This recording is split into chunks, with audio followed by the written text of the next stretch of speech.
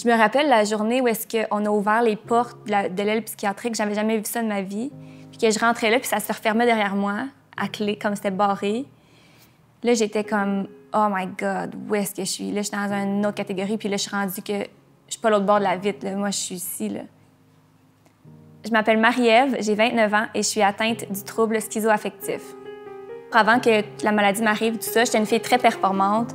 J'avais les meilleures notes de ma classe. J'étais athlète, si je peux dire.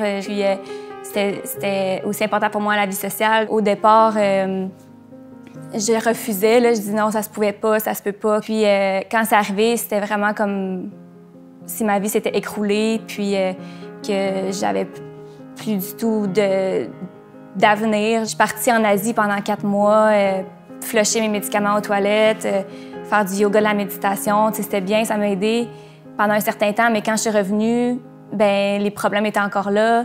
Ça roulait, ça roulait. C'était une autoroute dans ma tête, ça allait super vite. C'était toujours les mêmes pensées, comme je veux travailler, je veux aller à l'école, je veux travailler, je veux aller à l'école. J'étais comme la personne qui est blessée à la jambe et qui va aller courir le marathon. Je voulais pas faire les étapes pour se rendre jusque-là. Moi, je voulais tout de suite aller le courir le marathon.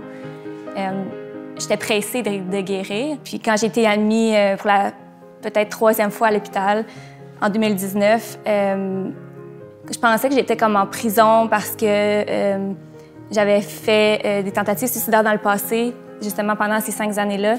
Puis à quel point la maladie mentale est stigmatisée.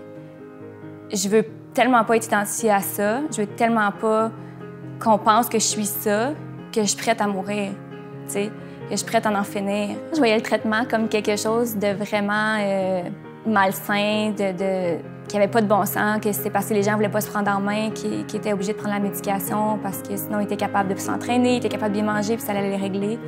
Mais maintenant, je comprends pourquoi j'en ai besoin, puis je veux tellement pas retomber où est-ce que j'étais. Ce traitement-là, c'est peut-être ça qui m'a sauvé la vie.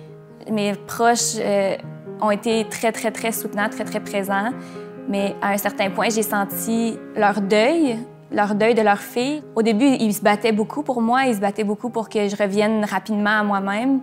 Puis après plusieurs années que je revenais pas à moi-même, j'ai l'impression qu'ils ont comme pas baissé les bras, mais qu'ils ont fait comme ben peut-être qu'il faut accepter que Marie ne reviendra pas comme elle était. Puis ça, de sentir ça, même si c'était pas dit, c'est comme ça me dit non, ça se peut pas. Non, c'est pas vrai que c'est fini. Non, c'est pas vrai que je vais rester de même. Mon processus de rétablissement a commencé quand j'ai accepté la médication, quand j'ai accepté le traitement, quand j'ai commencé à accepter que psychose allait peut-être faire partie de ma vie, malheureusement.